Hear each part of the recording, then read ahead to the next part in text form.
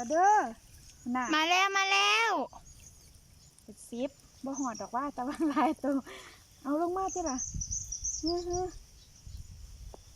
มาละจ้ามาแล้ว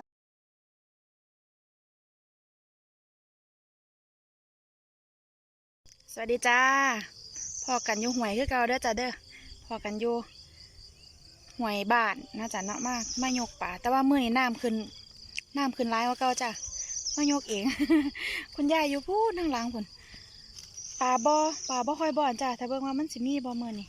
ค่ะจังใดก็ลุ้นไปนำกันเด้อจ้ะเด้อใครเขาว่าเบิ่งก็ฝากเป็นกำลังใจฝากกดไลค์กดแชร์ให้เด้อพี่น้องเด้อกะลุ้นไปน้ำกันเนาะจ้ะเนาะมีปลาบ่อน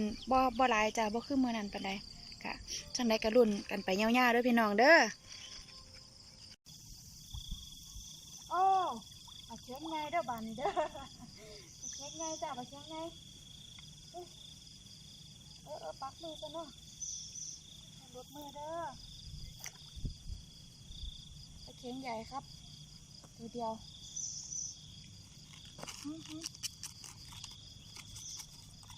นั่นแหละ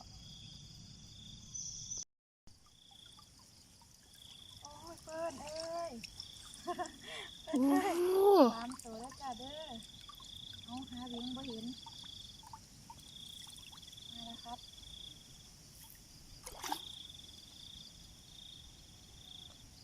3 ตัวเรียบร้อยหอมด้วยพี่น้องเอ้ามันจะตกอีกอยู่โอ้เป็น2 ตัว2 ตัวแล้วจ้าเด้อเดี๋ยวเอาบ่เปลี่ยนอยู่สิใส่เลี้ยงกับพ่อกระเทิน2 ตัวจ้ะตัวพอดีงามโอ้ออกจ้อยเป็นออกจ้อยนกพระท่านป่ายึบตัวเดียวครับมาคือว่ามาเป็นหมูเป็นฟูงเนาะมาตัวเดียวเนาะของหน่อยได้พี่น้องมันของหน่อยไม่น้อยแน่นใน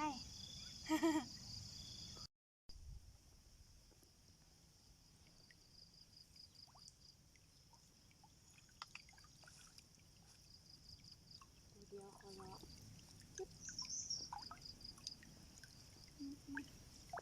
นั่นขอท่านตามมาแบบโดดเดียวขนาดเลยมัน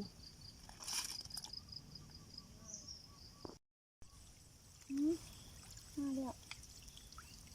3 ตัว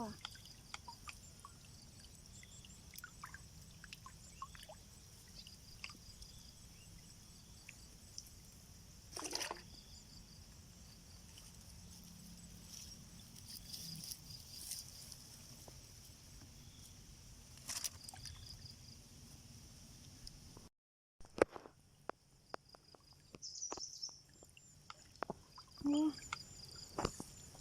1,000,000 ตัว1,000,000 ตัว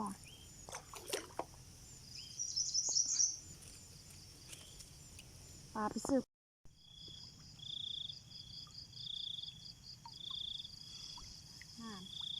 น่ารักจ้ะตัวหนึ่งน่ารักละตัวโอ้ยนะ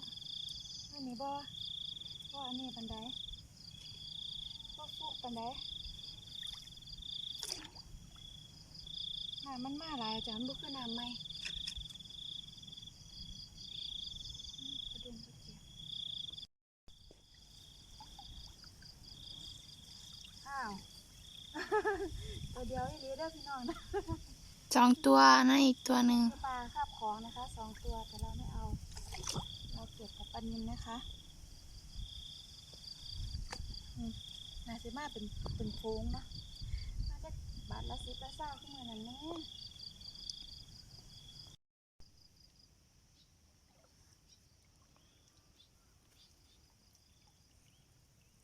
อ้าวเอาละเด้อน่ะมาแล้ว เป็นซิปบ่หอดดอกว่าแต่ว่าลายตัวเอาลงมาจ้ะล่ะ มาและจ้ามาแล้วมาแล้วว่ามันสิบ่มาซะแล้วมื้อนี้บ้านนี่ตื่นเต้วโอ้ ตื่นเต้ว นึงก็ลมใส่น้ำตามนึงดอก 6-7 ตัวจ้ะ7 ตัว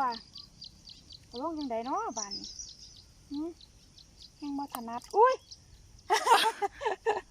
โอ้ที่เก่งแต่ว่าปล่อยปลา เยอะไปจักตัว ตัวเดียว เสียดาย มันแดดหลายโพดเตี้ยง ยังไง ได้เดียวได้เดียว ได้ปลา7 ตัวก็เลยปล่อยใจอย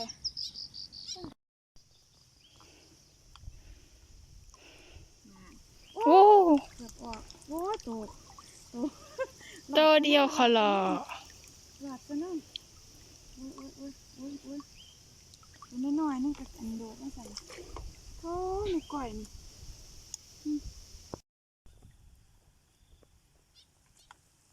อ้าวโอ้หัวสะเถาะตัวเดียวอีกแล้ว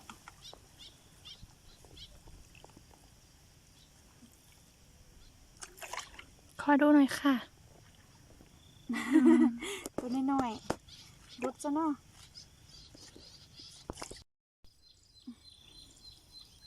อ้าว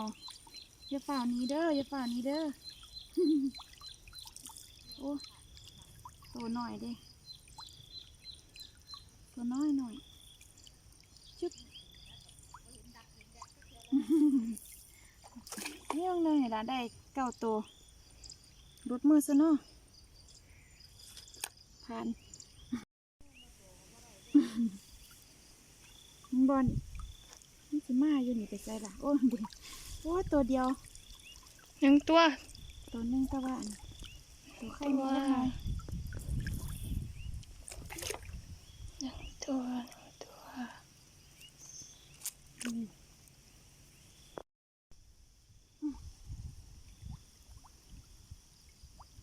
นั่น โอ้โหเล่นยังไม่ดีคือว่าตัวเดียวละเท่า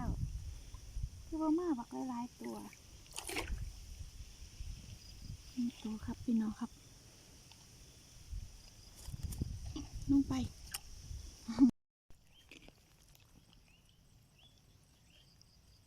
ตัวสิมาได้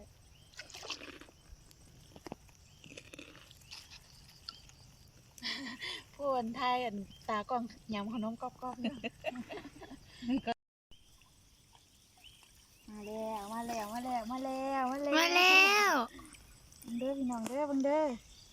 เห็นบ่เนาะ มาอีกแล้วทีนี้จักตัวล่ะ รอบนี้ประมาณ9 ตัว9 ดี 10 ดีนะคะ อย่าปล่อยปลาอีกนะคะ อันนี้กับว่าหูคือกันเด้อ จับดีๆอย่าปล่อยปลานะคะ แล้วเราบางนึงนี่ก็ปล่อยไปแล้วเมื่อนี้ปล่อยปลาไปร้ายแล้วจ้ะพูดไปละ ปล่อยแต่ปลาทิพย์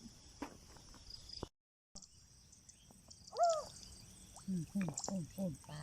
สั้นลงคนตัวหนึ่ง ปลาเนี่ยปลากระเดิดมันเอ้า ที่ใช่ปลากระ เอ้า เดิด นี่ปลากระเดิดพี่น้องเลย ปลากระเดิดสมบ่ เออ หนอนนั่นน่ะ ปลากระเดิดน้อย เป็นหมูปลามันไปเล่นวาอยู่ที่ถึงที่วะไปเรียกยังว่าปลากระเดิดนี่ นั่นเอาไปเรียกกระเดิดกันให้คักเลย บ่ ชอบไปแซ่บด้วย เป็นน้อยๆก็น่าเป็นหมูจังสิไปเรียกมา มือเนี่ยมันดีเยอะมากถือเทียละของกูนะ ได้หาตัวปลากระเดิดน้อย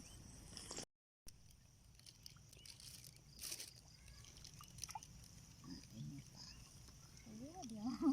เฮ้ยเนาะก็มาตัวเดียวก็พาหมูมาก็ถูกกันเนาะปลาไปซื้อพวงมาไล่พ่อไปถวายแม่ แล้วมีปลาหลายหนึ่งหาหน่อไม้ย่ายยกปลาเมื่อยแล้วไปหาหน่อไม้จ้ะ พอเดียวเด้อพี่น้องเด้อน้อยใหญ่ๆเห็นไหมย่ายน้อยใหญ่ๆน่ะนั่นน่ะพูดอ่ะพอเดียวจ้ะได้บักหลายเลยพ่อต้มเลยพอเดียวก็ได้ฝนกระตกแล้ววะท่านนี่ ฝนตก มันสิได้ปลาบ่สิยกอีกจักเบิดกันเอ้า อ้าวมาแล้ว3 ตัวนะคะเอาฝนก็กำลังตกนิดหน่อยอยู่มา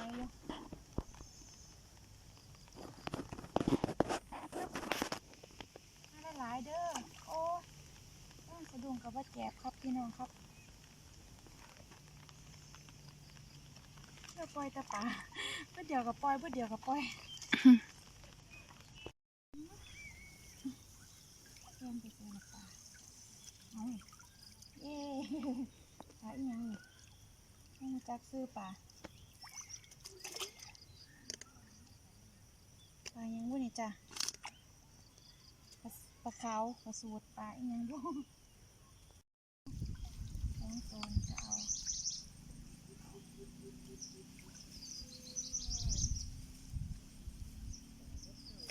อ้าวเดี๋ยว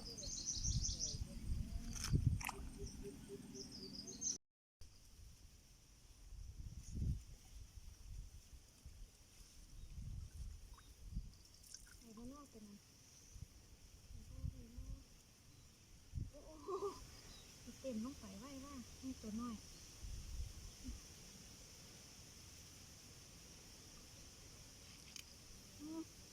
ขาดใส่หน้าหนังปอกเว้ย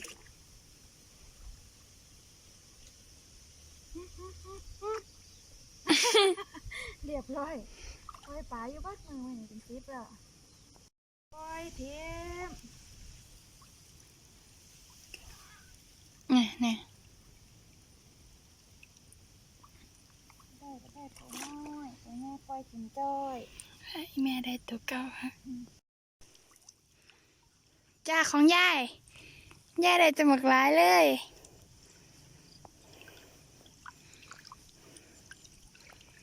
นะ อย่างนี้ เยอะมากๆ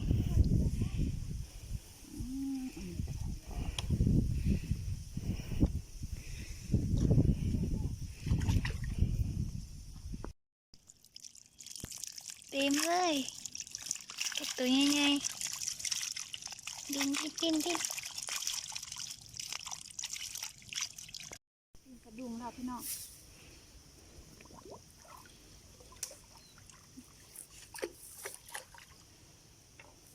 เข้าแล้วมีปลาปลาดุกกันได้จ้ะเหมือนเป็นน้ำเก่าพืชน้ำเข้าปลาว่าหลายเข้าแล้วจ้ะเราไปเบิ่งปลาอีบ้านเด้อพี่น้องเด้อ เข้าแล้วเข้าทาย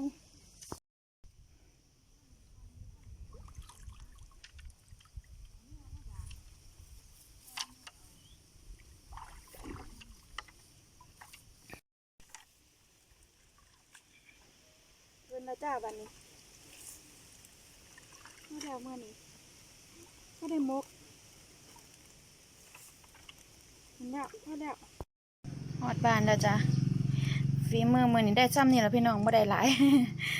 อันนั้นเป็นน้ำเก่าแล้วเนาะจ้ะเนาะก็เลยบ่มันคือมื้อวานมื้อก่อนปานใดเป็นน้ำเก่าแล้วมื้อหน้าฝนตกจังสิไปใหม่เนาะจ้ะเนาะมื้อนี้ได้ซ้ำนี่จ้ะปลาเค็งก็มีก็เดี๋ยวสิคั่วไว้ถ้าทอดเนาะจ้ะเนาะบ่ได้หลายหรือบ่ก็ย้ายเพิ่นก็อาจสิเฮ็ดปลาแดกหั่นล่ะคันแม่นก็ผู้ใดเข้ามาเบิ่งเด้อจ้ะเด้อฝากติดตามคือเก่าเนาะพี่น้องเนาะฝากติดตามฝากกดไลค์กดแชร์สั่นกระดิ่งกิ้งไว้แล้วก็อันเบิ่งโฆษณาให้นำเด้อพี่น้องเด้อ ก็สำหรับคลิปนี้ก็ฝากไว้เท่านี้เด้อจ้ะเด้อพาไปยกสะดวกมื้อนี้บ่มันปานใดจ้ะน้ำมันเก่าแล้วน้ำมันฝนตกแต่ว่าน้ำเป็นน้ำเก่านะจ้ะเนาะจ้ะไปแล้วเด้อจ้ะเด้อสวัสดีจ้า